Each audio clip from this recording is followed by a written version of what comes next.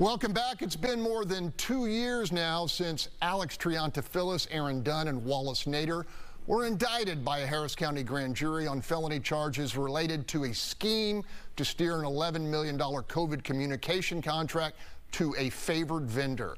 While their former boss, Judge Lena Hidalgo, claims the charges are without merit and driven by a political vendetta, outgoing Democratic District Attorney Kim Ogg has consistently insisted the evidence will prove otherwise. But what remains very much in question is whether a jury will ever make that call. Panel, Kim Ogg will exercise the full power of her position for the next 8 months, leading to speculation she might well ask Texas Attorney General Ken Paxton to take over the bid rigging case to ensure it is actually prosecuted. Can that happen, Gary? The Attorney General, my understanding, has to request the case.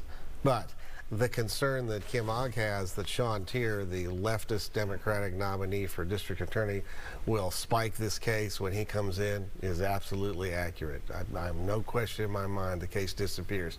He may not dismiss it. Maybe he'll ship it to another friendly county like Fort Bend, which has another leftist DA, and he'll spike it. But the case will go away, even though the case has merit. I'm aware of the evidence. I've talked to the lawyers involved, and it's a good case. But, you know, getting to trial in the courthouse has become, because we're still dealing with COVID delays that have slowed everything down, and the legislature has made murders the top priority.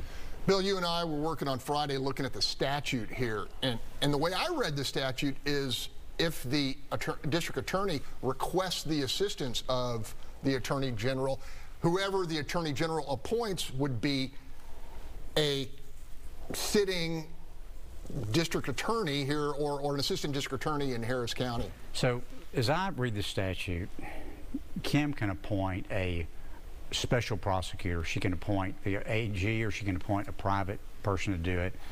I think Gary's right. The AG has to agree that they want to take the case, so it's a mutual agreement. The problem is, first of all, the political optics of this is the problem with having an ethically challenged state attorney general. You know, it's trying to give him something like this. But the other thing wasn't clear to me in the statute is, can Sean Teare undo that? Can he rescind the appointment after he gets elected, which would make the whole thing sort of moot? You know, I keep wondering, where are the feds on this? This was federal money. There's still $800,000 that has not been recovered. You know, Chris Menefee's never done anything about actually trying to get that money back from the people we paid the money to.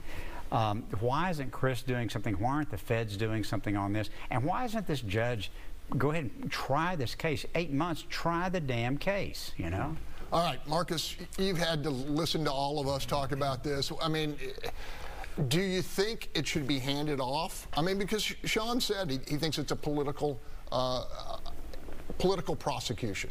Yeah, well, let's just say this, right? I can't lawyer the case, right?